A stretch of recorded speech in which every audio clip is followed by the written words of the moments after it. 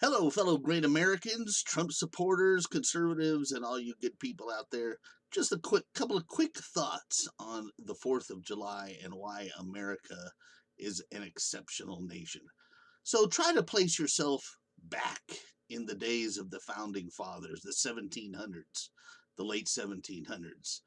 You had a world that was ruled by kings and czars and kaisers and emperors and all sorts of potentates and crazy. You had a world ruled by absolute rulers. The idea of democracy and rights and voting for people, that was unheard of. You lived in a rule full of kings and rulers, and out of this world came some very enlightened men with a radical, crazy idea. First of all, that you get to pick who is in charge of you, and if you don't like the job they do, you can vote them out. And also, the other radical idea that your rights are not given to you by government. Your rights were granted to you by God, the Creator, and it is the job of government to protect the rights that God gave you. And these rights are self evident just by observing nature and observing life. It's self evident that man was created to be free, to make his own choices, to have liberty, to pursue his own happiness. These rights are self evident, and the job of government is to protect those rights. In the 1700s, this was an insane, radical idea, very dangerous to kings and Caesars and czars and emperors and all that kind of stuff. Oh, yeah, not good for them. So it was a radical idea, and they made it work. It's very difficult, a lot of problems, but they made it work. But what about slavery? The slave owners. That's what the stupid liberal Democrats will say because they're morons and idiots. Look, here's the thing.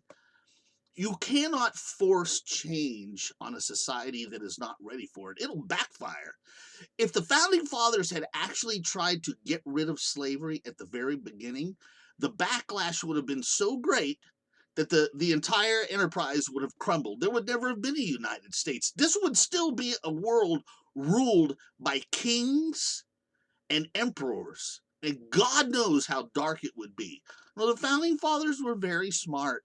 What they did is they created the mechanism because they knew that when the time came, when people were enlightened enough, that mechanism would allow for the abolition of slavery, and that's exactly what happened. About 100 years later, the Republican Party was created to free the slaves. Now, guess who wanted to keep the slaves? Of course, were the Democrats, the party of evil. So what did the Democrats do? They started the Civil War, and then they lost that. And as usual, when Democrats lose, that's not good enough. They have to cheat.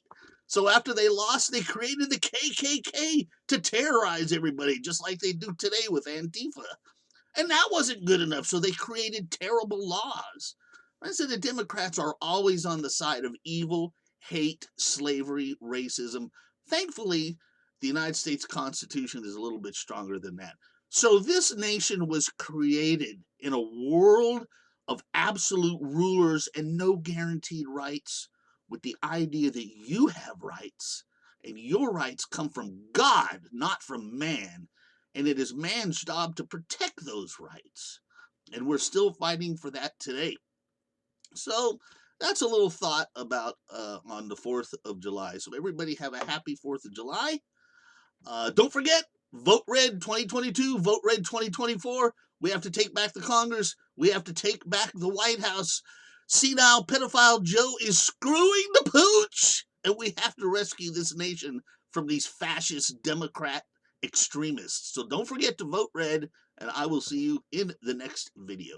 Adios, muchachos.